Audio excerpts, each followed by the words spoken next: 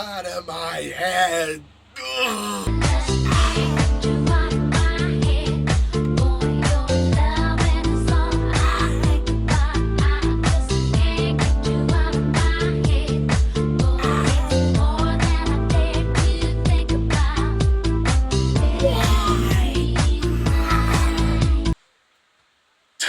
Mr. Taylor, Mr. Brent, these are weapons of peace. Brent, I don't want to fight you. Oh. Oh. No. Do it. You can't resist. You know you want to. So do it!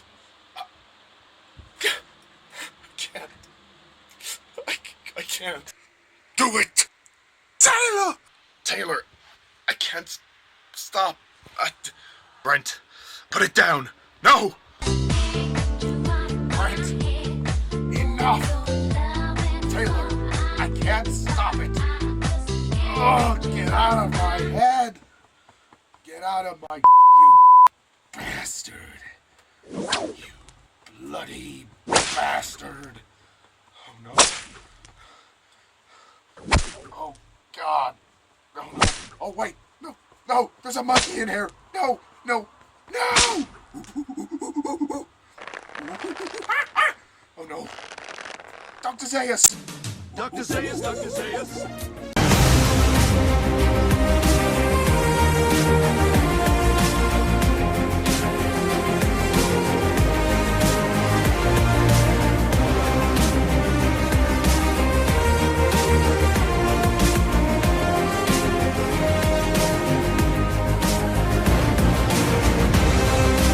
Hello everyone, Mr. TARDIS 11 here, and welcome to my review of Beneath the Planet of the Apes. So this is my second Planet of the Apes review out of 8 reviews. So, the story continues in Beneath the Planet of the Apes, where the plot is that a new astronaut has been sent to rescue Taylor. His name is Brent, and he is on a rescue mission to find Taylor. He is the only one out of the expedition who survived. Kind of the same old malarkey. He runs into Nova, who was abandoned by Taylor. Taylor was captured in the Forbidden Zone and separated from Nova. Nova is wandering the desert on her own.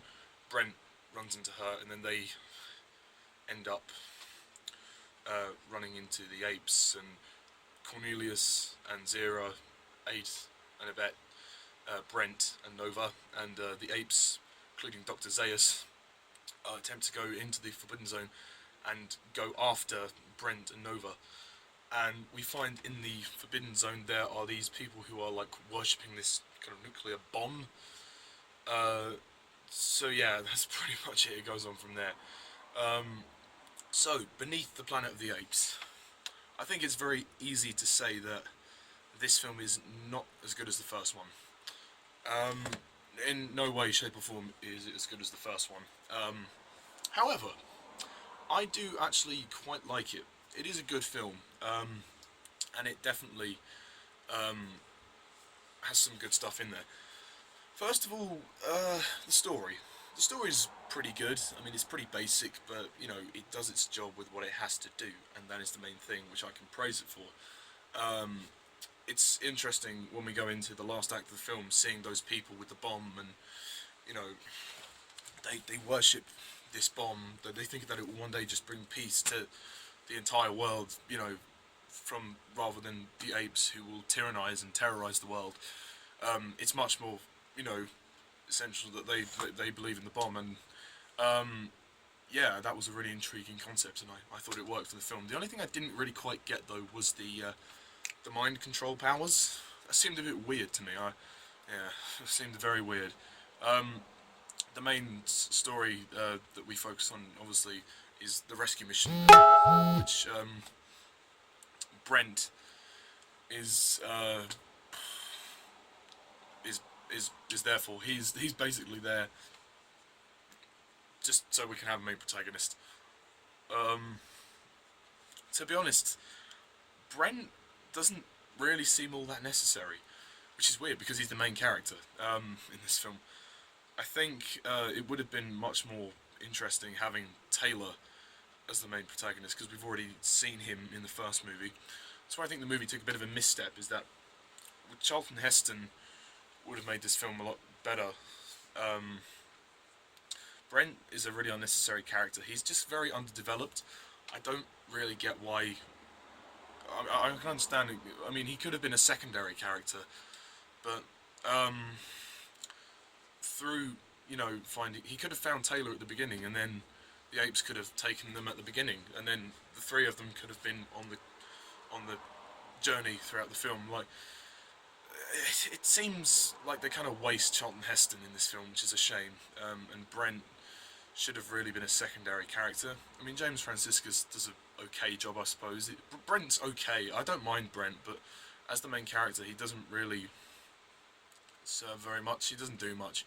Although Nova, played by Linda Harrison, who was in the first movie, she I mean, my goodness, she's attractive. My goodness, she's attractive. She's in this film again. She doesn't have to say all that much, so her acting really is reliant on her facial expressions, and she does a great job. She does have that one moment towards the end where she does speak, which I think is rather nice. It's a nice touch. And yeah, spoilers for all these reviews. So you've been warned in the previous review. When Nova dies at the end, that is a very sad scene. I'll talk more about the particular moments in a minute. In terms of other characters, we have returning characters such as Zira and Cornelius. I really like them. It does pretty much feel like the first movie again in terms of those scenes with Zira and Cornelius, like bringing Brent up to speed with what happened. When if it would have been much more interesting having Taylor go back there with Nova.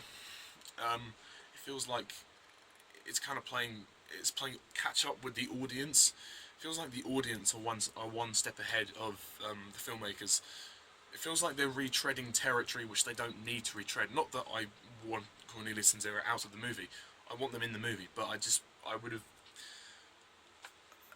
It feels like the movie's covering grounds that really don't need to be covered again, like revisiting, the ape base. The apes could have just been chasing them the entire film, which is kind of what they do, but I suppose, it's not a major issue. I just feel that is kind of filler.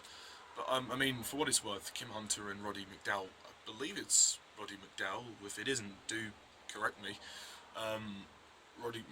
Those two always have a great on-screen chemistry,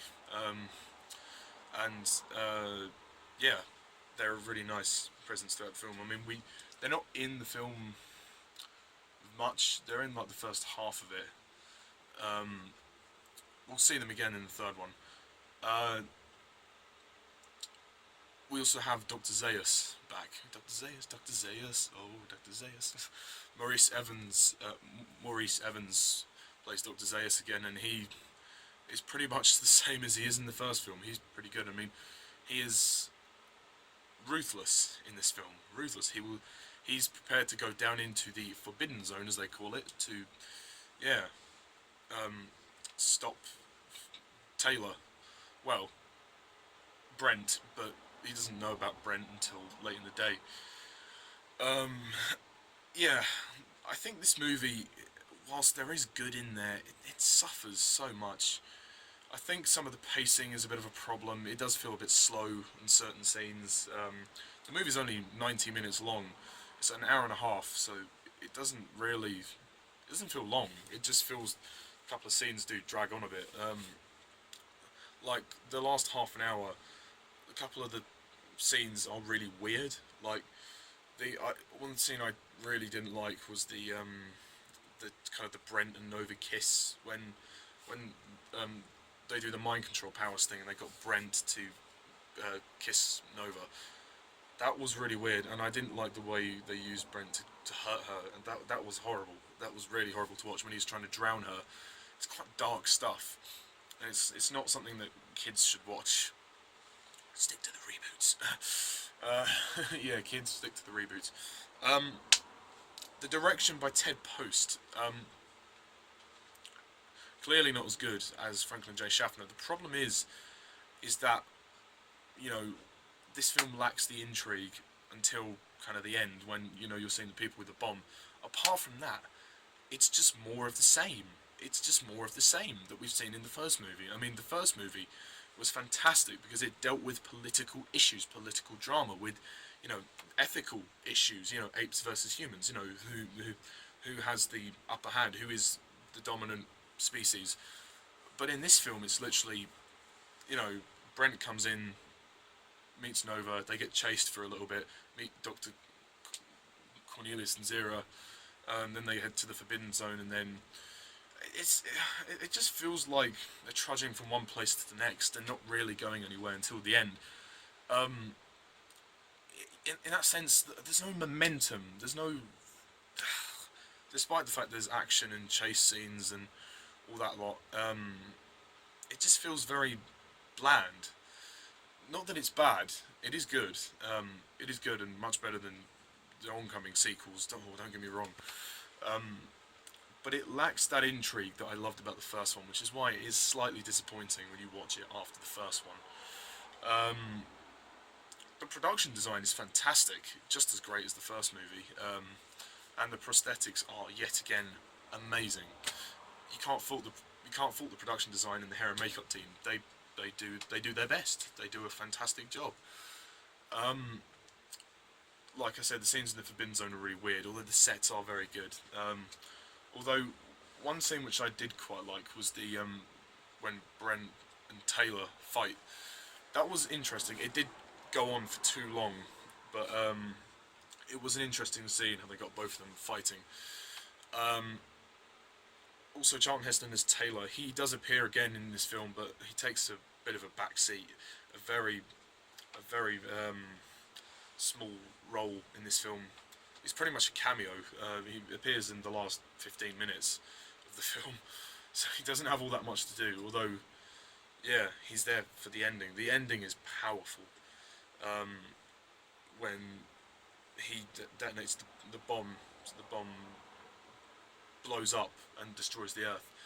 So, yeah, Taylor makes the ultimate sacrifice. It's quite dramatic. The finale is really dramatic when Nova dies, Brent dies as well, he gets shot, and then Taylor dies as well. So, you know, it's not a cheerful film. It's quite depressing. The action is very good. There's a nice chase scene with some horses. I like that, and the action towards the end is fantastic. It's great in terms of thrills and spills, but it lacks intrigue, and that's the big issue that I have. The acting is great for the most part. I'm sad to see Nova die. I didn't want Nova to die, but yeah, there's not really much I can say about Beneath of the Planet of the Apes. It's a good sequel, but it's not great. I don't think it's anything amazing, but if it was on, I'd watch it, and I'm glad to have it in the collection. I mean, I didn't get the mind control powers thing. That didn't really work for me. If it spent a bit more time on itself, you know, developing some of the themes politically that the first movie did very well, then it would probably be a bit more of a grounded film. It doesn't really have much character development either. I suppose Nova gets a bit of development. Brent is an okay character, but he's not developed. All we know is that he's an astronaut who's come to rescue Taylor. That's it. Like Cornelius and Zira get a bit more to do. Dr. Zaius gets more to do. But at the end of the day, it's kind of it's a good sequel, but it's a little bit flat in areas. So I'm going to rate Beneath the Planet of the Apes 7 out of 10.